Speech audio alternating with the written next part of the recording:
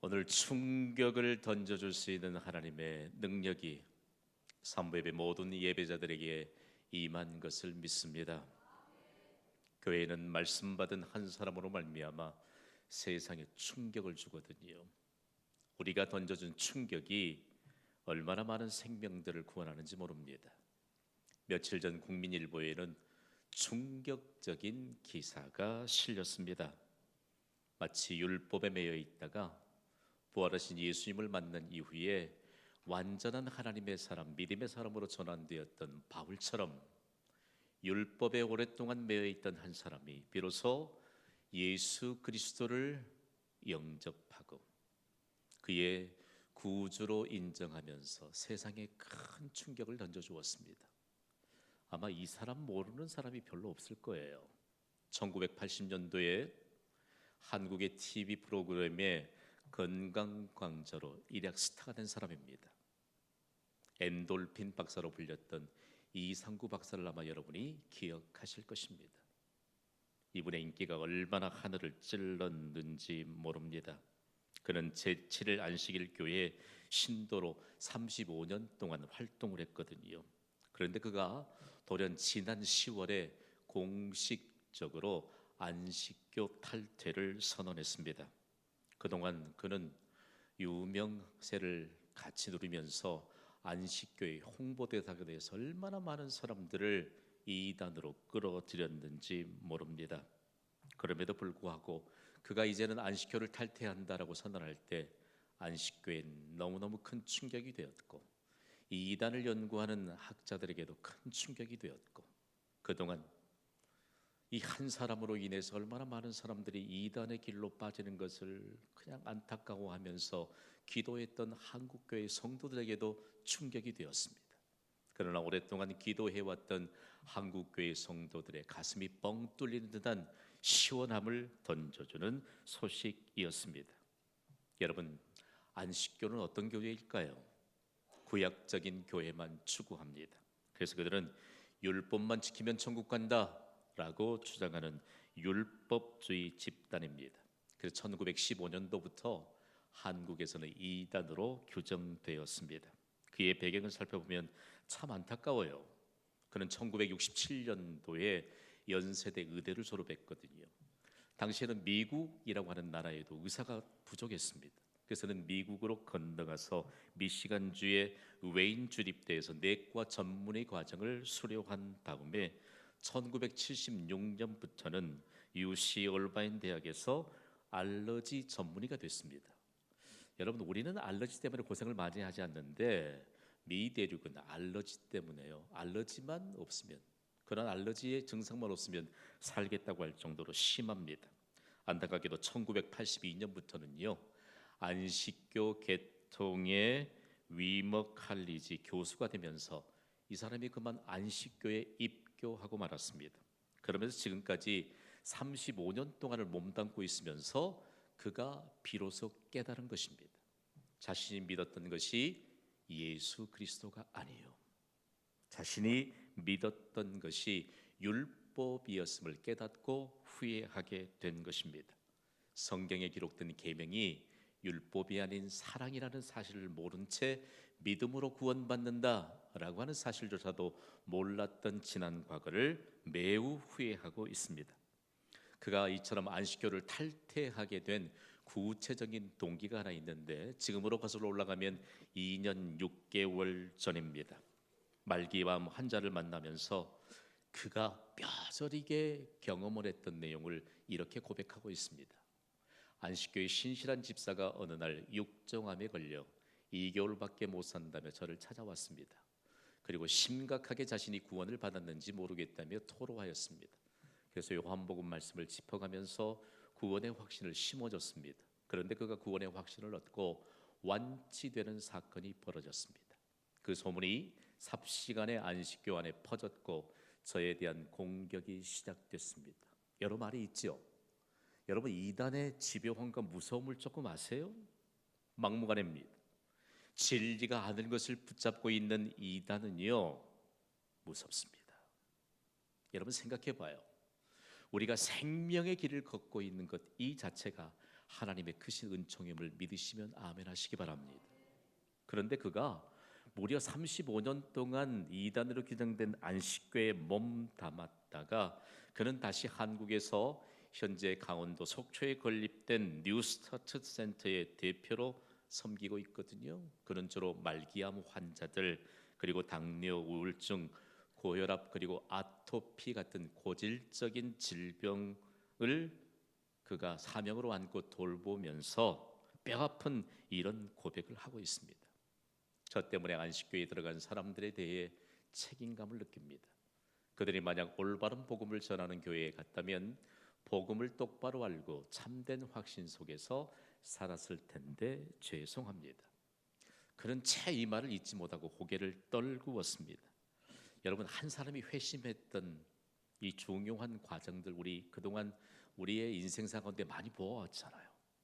그런데 어느 날 불현듯 그것이 아닌 것도 같고, 목사가 설교를 한 편 해서 이 사람을 이처럼 여러분에게 소개하기 위해서 많은 과정들을 조금 심층 취재해야 됩니다. 그런데 그의 고백이 참으로 예수 그리스도를 만난 믿음의 고백이었습니다. 이제 그의 꿈은요, 엔돌핀 박사가 아닙니다. 그는 이단에서 나온 회심자로서 오직 믿음으로만 구원받는 이신칭의의 구원관과 그리고 생명신학을 전하는 것을 사명으로 해석하고 이미 선포하였습니다. 너무 귀중한 거 아닙니까? 여러분, 우리에게 있는 믿음으로 구원받는다는 사실을 믿습니까? 그러므로 여러분, 이 중요한 정통신학적인 믿음의 고백이 없다면 아무도 구원에 이르지 못합니다. 그러면서 한국교회에 겸손하게 당부합니다. 사실 이런 명성을 지닌 사람 같으면요, 굳이 무슨 자존심을 내려놔야 될 상황 같은 고백을 하지 않아도 그가 홀로 신앙생활 하지 않을까요? 이전에 그는요, 하늘을 찌를 듯한 자신의 명성을 자랑했던 사람입니다. 그러나 가장 자존감이 이처럼 구겨지는 이런 상황에 대한 수십 년간의 인생을 단순간에 그가 고백하면서 자신의 약함을 자랑하는 사람이 됐거든요. 자신의 약함을 자랑하는 것이 예수 그리스도를 자랑하는 것임을 깨달았기 때문입니다. 여러분, 오늘 삼부 예배를 섬기는 예배자 여러분, 우리의 자랑은 무엇일까요? 혹여 여러분, 우리의 자랑이 무엇인가를 생각하기 전에 교회와 그리고 교회의 주인 되시는 예수 그리스도와 우리의 주인 되시는 예수 그리스도와 그리고 예수 그리스도를 믿는 믿음으로 살아가는 우리의 인생마저도 오해하고 있는 것은 아닙니까? 우리의 자랑은 유일하신 십자가에서 구원의 완성을 위해 생명을 희생하신 예수 그리스도이심을 믿습니다. 우리가 아무리 오랜 인생을 살아도 아무리 영화로운 하나님의 복이 우리에게 임하여도 우리의 자랑은 예수 그리스도이십니다. 이런 역사가 오늘 이 땅에 임하게 된 것은 여러분 그저 우연으로 된 일은 아닙니다. 누군가 저 역시도 저분이 안식교인만 아니면 얼마나 크게 하나님 앞에 쓰임도 받고 수많은 사람들을 자신의 가진 영향력으로 생명의 길로 인도하게 될 것인데, 뒤집어 보면요, 우리에게는 하나님이 주시는 능력이 있거든요. 그리고 여러분이 서 계시는 곳에 영향력을 발휘할 수 있는 기반이 있습니다. 그런데 왜 우리는 예수 그리스도가 구원자이신 것을 담대히 말하지 못하는 것일까요? 예수님은 부활하신 우리의 구주이신 것을 선포하지 못할까요?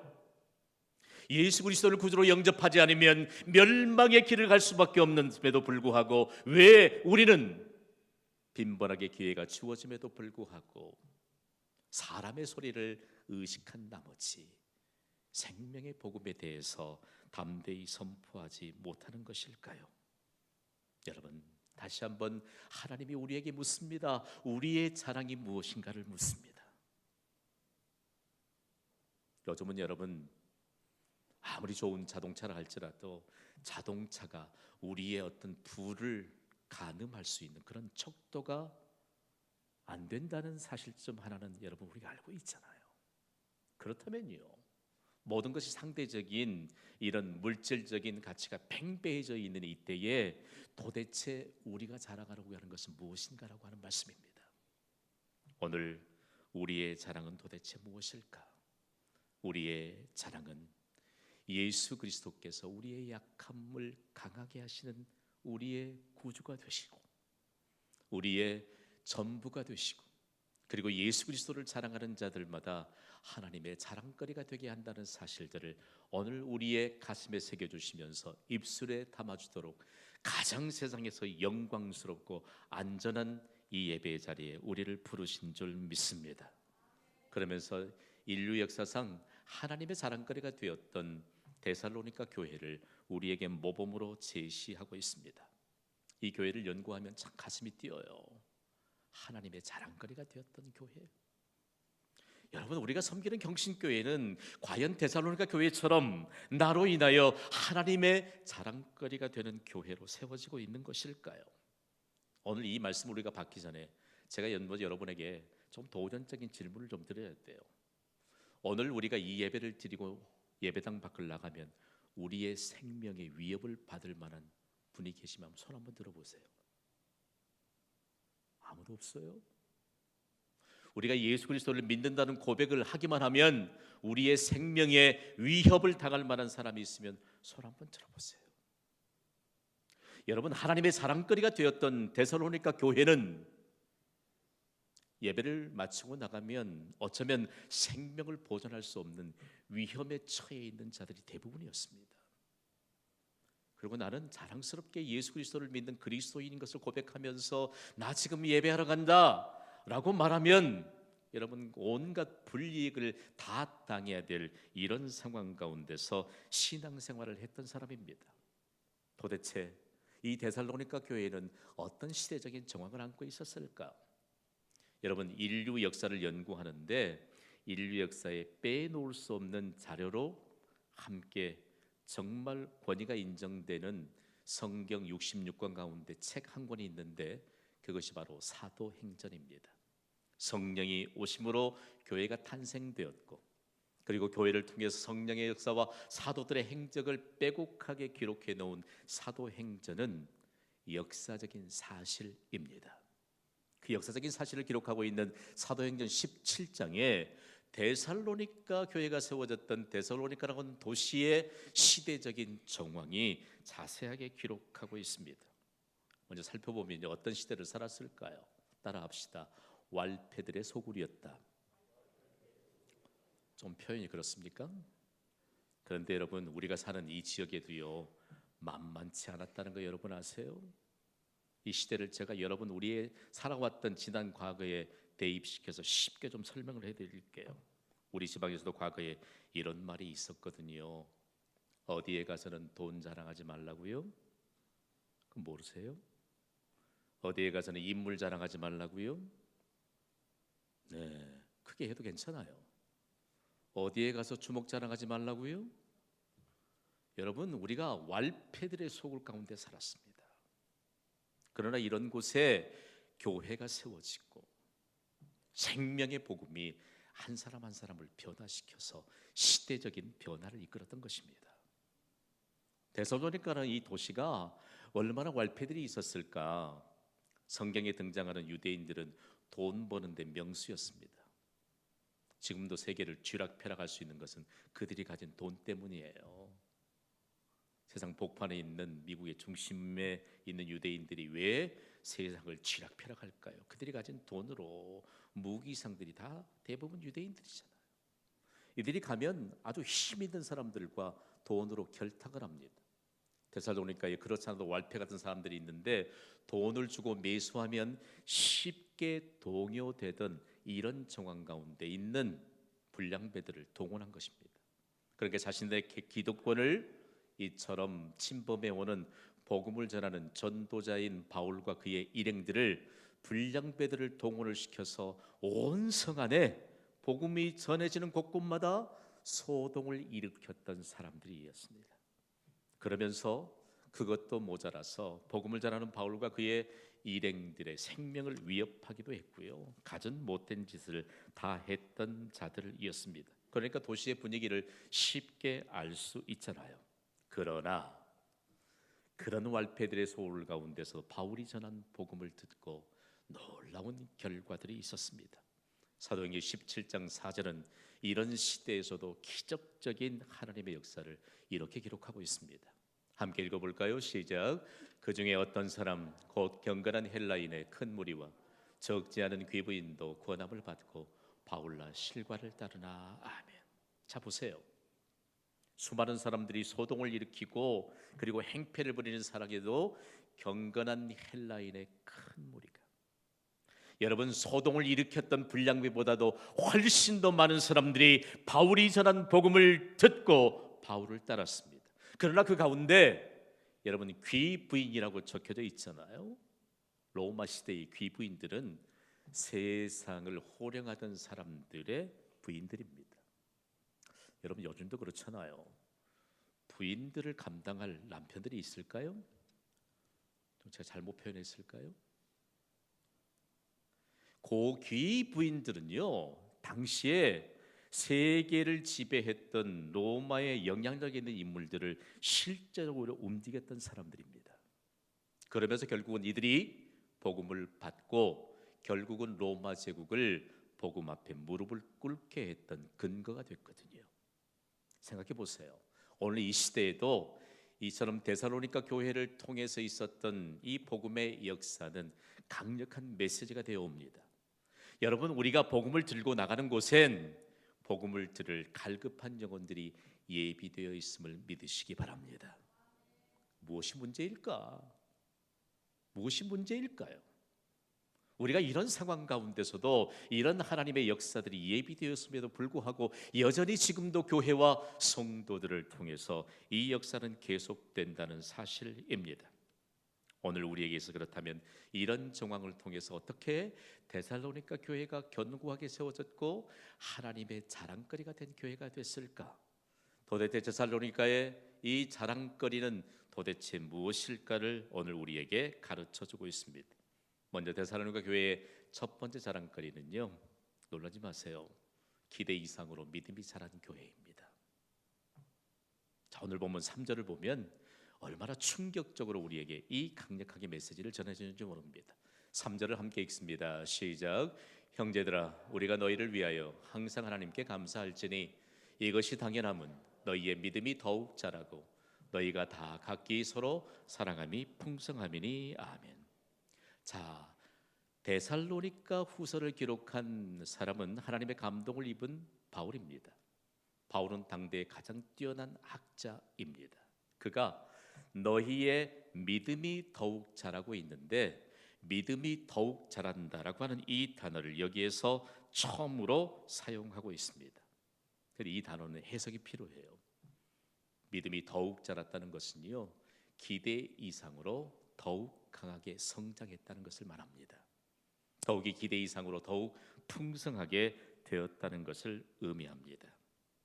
따라합시다. 더욱 자랐다. 자, 여러분에게 질문합니다. 예수 그리스도를 믿는 자에게 하나님이 믿음을 선물로 주십니다. 우리 모두는 믿음을 선물로 받은 자들입니다. 여러분에게 하나님이 주신 선물인 믿음이 있습니까? 이 믿음은 생명체입니다. 믿음이 생명체이기 때문에 믿음은 자라는 것이 정상입니다. 그런데 하나님의 기준으로 자라야 합니다. 기대 이상으로 여러분의 믿음이 자라기를 주님의 이름으로 축복합니다. 지금 많이 속고 있어요.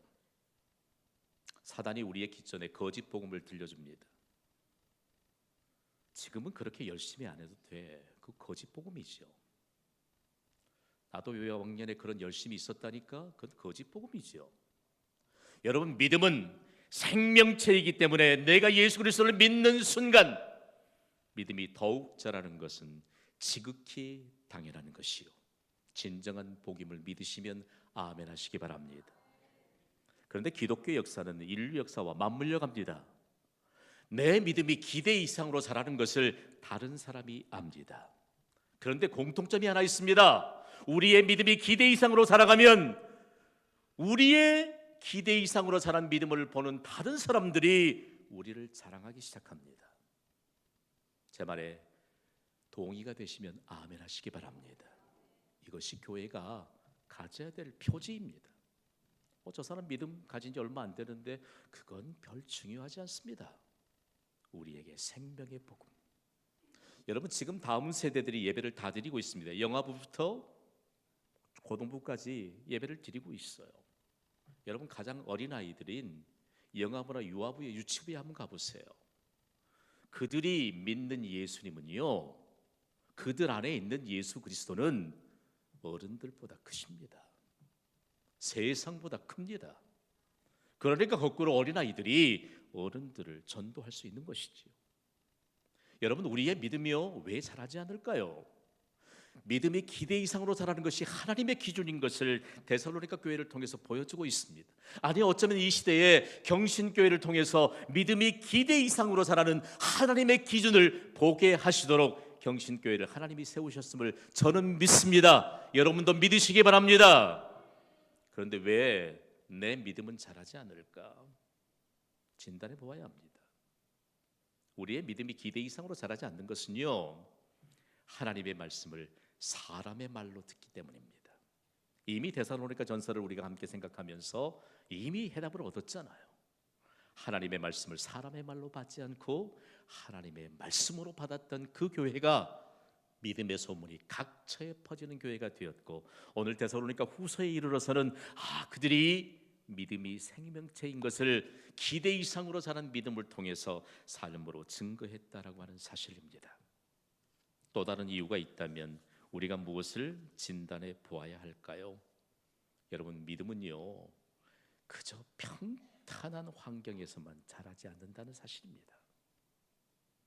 여러분, 예수 그리스도를 믿으면 생명의 위협이 오고 삶의 온갖 불이익을 당함에도 불구하고 그것을 감수했을 때 그들의 믿음이 기대 이상으로 성장했던 역사를 증거하고 있습니다. 그것이 바로 데살로니가 교회의 자랑에 대한 두 번째 근거가 됐습니다. 이제 데살로니가 교회의 두 번째 자랑의 근거는 무엇일까요? 놀라운 사실 하나를 밝혀주잖아요. 박해와 환난을 인내와 믿음으로 견디는 교회. 바로 이것이 데살로니가 교회의 두 번째 자랑거리입니다. 오늘 보면 4절 말씀을 우리 함께 읽습니다. 시작.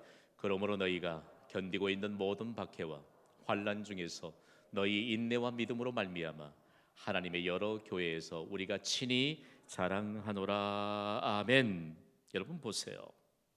이 말씀이 우리의 마음판에 심겨지기를 주님의 이름으로 축복합니다. 여러분, 얼마나 큰 박해가 있었을까요? 여러분, 예수 그리스도를 믿는 믿음으로 살려면 여러 믿음을 방해하는 요소들이 있습니다. 미신적인 삶의 풍습들, 우리에게 정말 방해 요소로 다가옵니다. 그리고 예수 그리스도를 믿지 않는 다른 신을 섬기는 자들은 얼마나 우리의 믿음을 방해하는 요소를 가지고 있는지 모릅니다. 당시에 로마가 세계를 지배할 때 로마 제국의 깃발이 흔들리고 있는 곳에서 모두 하루를 공통적으로 시작하게 합니다. 로마 제국은 로마의 황제를 하나님의 자리에 대신 앉혀놓았잖아요.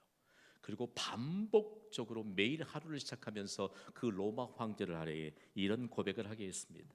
로마 황제는 우리의 주가 되신다. 로마 황제가 우리에게 하나님이 되신다고 고백하며 하루를 시작하게 했거든요.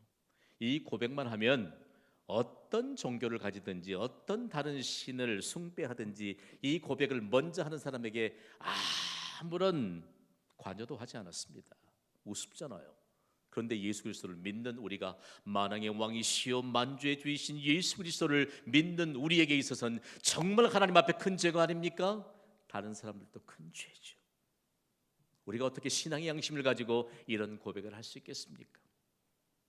만약에 이런 신앙의 양심을 가지고 이런 고백을 한다면 어떤 결과가 올까요? 로마 황제는 우리의 주가 아닙니다. 나의 주님은 오직 예수 그리스도이십니다. 선포하면 당장에 체포해 가요. 생명을 담보할 수 없는 박해가 시작이 됩니다. 그리고 생활하는데 엄청난 어려움을 겪게 됩니다. 그렇다면 당시의 정황들 속에서 어떻게 믿음을 지켜갈 수 있고 이런 하나님의 자랑거리가 될 수 있었을까? 인류 역사는 숨김없이 그대로 세상에 드러났잖아요. 이런 데살로니가 교회의 영향을 받았던 사람 가운데 하나가 바로 초대 교회 교부 중에 한 사람인 이그나티우스입니다. 여러분 역사책에서 쉽게 만나는 사람입니다. 안디옥의 교부였던 이그나티우스. 그는 이런 핍박을 견뎌냈던 믿음의 선각자들과 거의 간격이 없는 시대에 그가 믿음 생활하면서 그가 쓴 로마인에게 보내는 편지에서 그가 당했던 핍박을 이렇게 소개하고 있거든요. 함께 읽어볼까요? 시작. 나를 호송하는 10마리의 포병을 통하여 나는 그리스도의 제자가 되기 시작했습니다. 야수와의 싸움, 뼈 비틀기, 사지 절단하기, 몸을 진 문개기, 살아온 매질, 이 모든 것이 나에게 가해지도록 두십시오. 이를 통해 내가 예수 그리스도께 이르게 하십시오. 그를 호송해가는 로마 군인들이 아주 야수인 표범과 같았던 것을 그가 증언했던 내용입니다. 요즘 이런 핍박 가운데 살고 있는 사람 아마 없을 겁니다, 우리나라에서. 그런데 왜 우리가 믿음의 정통성 가지도 이런 내용들을 지킬 수 없을까라고 하는 문제입니다. 그러면서 이 시대에 과연 초기 교회의 성도들은 어떤 핍박과 환난과 그리고 여러 고난들을 어떻게 삶으로 해석했을까? 충격으로 다가옵니다. 처음 1세기부터 3세기를 살았던 그 시대를 초대교회 시대라고도 하고 초기 기독교 시대라고 합니다. 그러나 교회들이 한결같이 이런 삶의 해석으로 자신들 앞에 다가오는 박해 그리고 환난들을 믿음으로 승리하며 이겨냈다는 것입니다. 여러분 놀라지 마십시오. 초기 교회는 모든 박해와 환난을 믿음의 성장과 교회의 성장의 기회로 삼았습니다. 오늘 이 시대를 살아가는 우리 몸 좀 아픈 것, 건강이 좀 약해진 것, 신앙에 약해질 만한 명분이 아닌 것을 믿으시면 아멘 하세요. 몸이 약하면 감사하세요. 약할 때 강함 되시는 능력의 주께서 만지시기만 하면, 명령하시기만 하면 강건하게 회복된다는 사실들을 믿는 것이 믿음 아니겠습니까? 오늘 이 예배도 육신의 약함을 가진 자들이여 유일한 치료자 되신 예수 그리스도의 능력이 손길이 임하기를 주님의 이름으로 축복합니다. 우리의 건강이 좀 약해지는 것, 신앙, 하나님을 찾는 신앙의 길에서 멀어질 명분 아닙니다. 좀 바빠지셨나요? 하나님은 한가한 백수를 불러다가 하나님의 위대한 역사를 이루신 적이 없습니다. 바쁜 현대인들이여 바쁠수록 하나님을 더 부지런히 찾으시기를 바랍니다. 그러면 여러분이 하나님의 자랑거리가 되어 하나님의 역사의 증거자들이 되게 될 줄 믿습니다. 성경은 이미 우리에게 이런 삶에 대한 모든 해답을 주셨습니다. 믿음의 선각자로 살았던 시편 기자는 시편 119편 71절에 이런 노래 가사로 하나님의 영광을 찬양합니다. 함께 읽어볼까요? 시작. 고난당한 것이 내게 유익이라 이로 말미암아 내가 주의 율례들을 배우게 되었나이다. 아멘. 여러분 고난은요 우리에게 힘과 용기를 꺾을 만한 요소가 아니라는 것입니다. 고난은 우리에게 유익이 됨을 믿으시기 바랍니다. 더욱이 믿음의 선각자였던 히브리서 기자는 히브리서 2장 18절에 이런 고백으로 예수 그리스도의 이름을 높입니다. 함께 읽어보겠습니다. 시작. 그가 시험을 받아 고난을 당하셨은즉 시험 받는 자들을 능히 도우실 수 있느니라. 아멘. 여러분 그래도 그리스도인이라고 하면 믿음으로 살아야 되지 않겠습니까? 믿음으로 살려면 그래도 우리가 한 번쯤 믿음으로 말미암은 고난 박해를 경험해야 되지 않겠어요? 제가 오래전 부교육자 시절입니다. 제가 맡아 있던 교구를 신방하는데 그 가정의 신앙의 이력을 살펴보니까 부인 혼자 신앙생활을 해요. 그래서 남편이 좀 핍박하지 않는가 싶은 생각으로 질문을 던졌습니다. 혹시 성도님 신앙생활하는데 어려움은 없습니까? 그분은 솔직하게 제게 이렇게 대답해 주셨습니다. 제가 무슨 신앙생활다운 신앙생활을 해야 믿지 않은 가족들이 핍박이라도 하죠. 저는 아무런 어려움도 없습니다. 여러분, 내가 받는 핍박이 나를 핍박하는 자를 생명길로 초대할 수 있는 신호인 것을 잊어서는 안 됩니다. 고난이요? 우리가 고난이 있다면 고난을 능히 도우실 분은 내 안에 계시는 예수 그리스도이신 줄 믿습니다. 이 믿음으로 살아야지요. 어떻게 우리의 힘으로 살아요?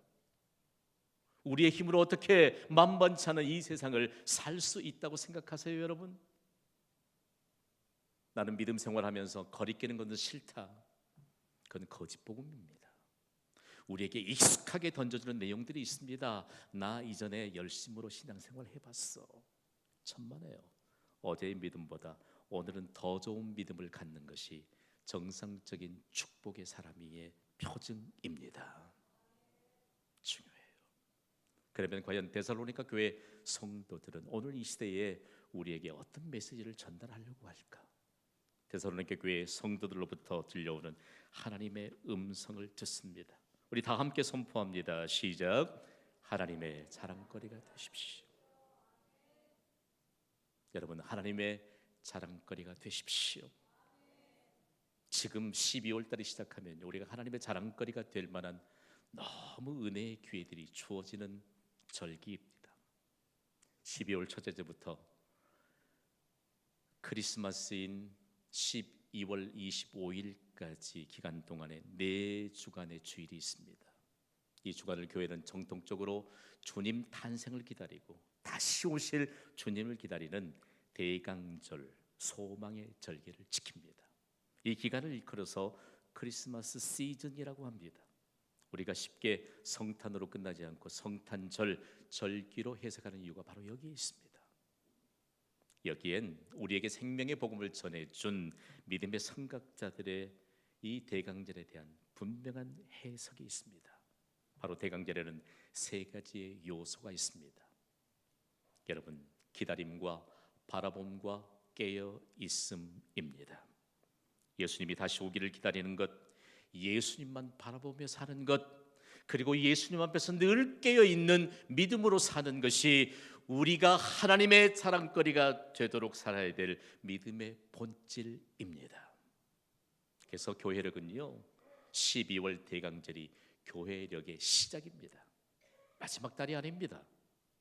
오늘 우리에게 있어서 우리의 일평생 동안 하나님의 자랑거리가 되는 축복의 시작과 전환점이 되기를 주님의 이름으로 축원합니다. 오늘 이 예배 우리 교회에 새로운 역사를 가져오게 될 것을 믿습니다. 우리 모든 예배자들의 인생에도 새로운 역사의 전환점이 될 수 있기를 주님의 이름으로 축원합니다. 이 시간 반주해 주십시오. 우리 기도할 것입니다. 우리는 무엇을 자랑하고 있습니까? 우리가 오히려 약함을 자랑하고 예수 그리스도를 자랑해야 된다는 사실들 앞에 오늘 우리 앞에 당면에 있는 현실의 과제는 무엇입니까? 고난이 무엇입니까? 고난은 우리의 믿음이 기대 이상으로 성장하게 될, 기대 이상으로 자라게 될 축복의 사인인 것을 기억하십시오.